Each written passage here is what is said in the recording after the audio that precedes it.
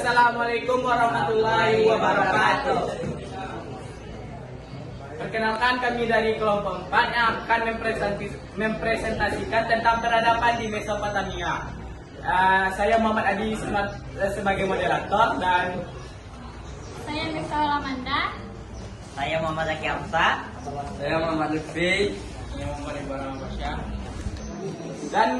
Dan pertama saya akan menjelaskan tentang letak geografis. Letak geografis akan disampaikan oleh saya sendiri.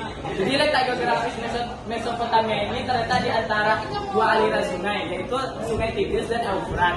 Kurang lebih dari 170 mil dari Persia ke Teluk Persia. Terus sungai-sungai tersebut mengalir dari kawasan pegunungan Asia Minor sebelah barat daya Mesopotamia. Dan selanjutnya yaitu ada kehidupan sosial masyarakat yang akan dijelaskan oleh Manda. Yang kedua yaitu kehidupan sosial masyarakat Mesopotamia. Bangsa yang pertama kali menguasai wilayah Mesopotamia adalah bangsa Sumeria. Pada awalnya Mesopotamia bertumpu pada pertanian, di mana mereka membuat saluran air dari sungai Efrat dan Tigris. Sejak bangsa Sumeria mendiami Mesopotamia, mereka telah mengenal namanya yang menghitung, di mana mereka bisa membagi 1 tahun menjadi 360 hari, 1 hari menjadi 24 jam, dan 1 jam menjadi 60 menit, dan 1 menit menjadi 60 detik. Di kehidupan sosial masyarakat Mesopotamia, mereka memiliki kelas sosial yang terbagi menjadi 4. Yang pertama yaitu kelas atas, yang biasanya diduduki oleh raja atau pendeta, di mana mereka menganggap raja memiliki hubungan khusus dengan dewa. Yang kedua yaitu kelas menengah. Kelas menengah biasanya ditempati oleh pekerja pemerintah kecil dan pedagang. Yang ketiga itu kelas bawah. Kelas bawah biasanya ditempati oleh buruh, petani, dan pelaut. Yang keempat, kasta paling rendah yaitu budak. Budak biasanya bisa didapatkan dari tawaran barang atau hukuman atau pembayaran hutang. Dan selanjutnya ada sistem pemerintahan yang akan dijelaskan oleh Zaki Hamsa. Sistem pemerintahan peradaban Mesopotamia, yaitu sistem pemerintahannya mengandung sistem pemerintahan politik demokratis, yaitu di mana penguasa di sana tidak hanya berperan di bidang politik dan pemerintahan, tapi juga bertindak sebagai pemuka agama di sana. Selanjutnya sistem kepercayaan yang akan disampaikan oleh Muhammad Lutfi. Kepada Muhammad Lutfi disilakan. Sistem kepercayaan. Kepercayaan bangsa mendiami Mesopotamia bersifat politisme dengan satu dewa sebagai dewa tertinggi, yaitu Pantheon. Setiap bangsa menyembah dewa-dewi masing-masing seperti dewa Enel, yaitu dewa langit, dewa Marduk, yaitu Amoria dengan Kalbea, dewa Ashar atau Ashria, dewa Amesa, Penta atau Persia. Dan selanjutnya ada hasil kebudayaan dari Mesopotamia ini yang akan dijelaskan oleh Muhammad Iqbal. Kepada Iqbal disilakan. Pertama adalah Zigurat. Zigurat adalah monumen besar yang dibangun di lembah Mesopotamia kuno dan di dataran tinggi Iran bagian barat.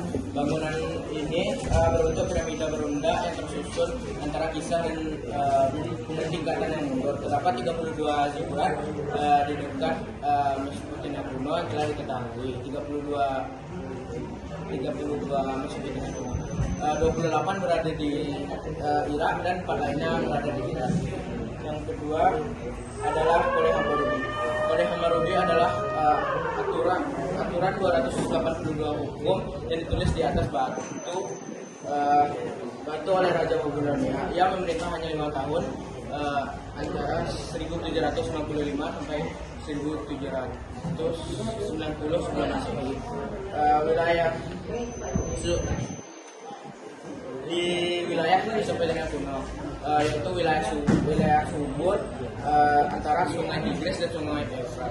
Yang ketiga adalah Gerbang Isar. Gerbang Isar adalah gerbang ke-8 pada kota Babilonia. Gerbang ini dibangun pada tahun 575 sebelum Masehi dan diperintah oleh Raja Nebuchadnezzar. Yang kedua di sisi utara kota. Baiklah, itu materi kami tentang peradaban di Mesopotamia. Dan dari materi Mesopotamia ini ada kesimpulan. Jadi kesimpulannya ini wilayah Mesopotamia ini berkembang dengan maju hingga mampu untuk menciptakan suatu tatanan masyarakat yang terkondisikan. Dan kepercayaan dia yaitu politeisme, yaitu mempercayai dewa-dewa. Dan dewa yang paling tertinggi adalah Dewa Marduk. Dan kami akan membuka sesi tanya jawab. Baik yang ada pertanyaannya silakan tunjuk tangannya. Perkenalkan, nama saya Naila Humzazah dari kelompok 6. Saya mau bertanya, apa pengaruh peradaban Mesopotamia dalam kehidupan sekarang? Kenapa Mesopotamia dikatakan sebagai tempat lahirnya peradaban dunia? Ketiga, saya dari kelompok 8 ingin bertanya, kenapa peradaban Mesopotamia itu diganti namanya dengan negara Irak?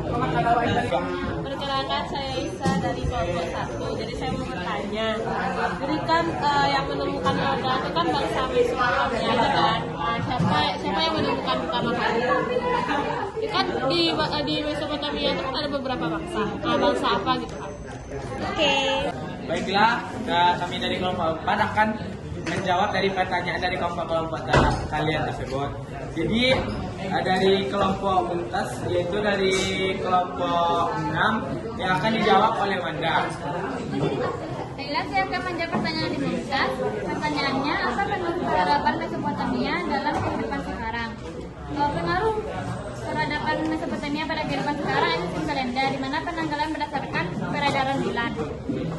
Dan selanjutnya kami akan menjawab dari kelompok Jihan. Kelompok Jihan yaitu dari kelompok 3 yang akan dijawab oleh Zaki Amsar. Baiklah, saya akan menjawab pertanyaan dari Jehan. Kenapa Mesopotamia disebut sebagai tempat lahirnya peradaban dunia? Karena bangsa yang mendiami wilayah Mesopotamia sudah mengalami kemajuan dalam berbagai bidang. Baik, selanjutnya kami akan menjawab dari kelompok 8 yaitu dari kelompok Ijah yang akan dijawab oleh Iqbal.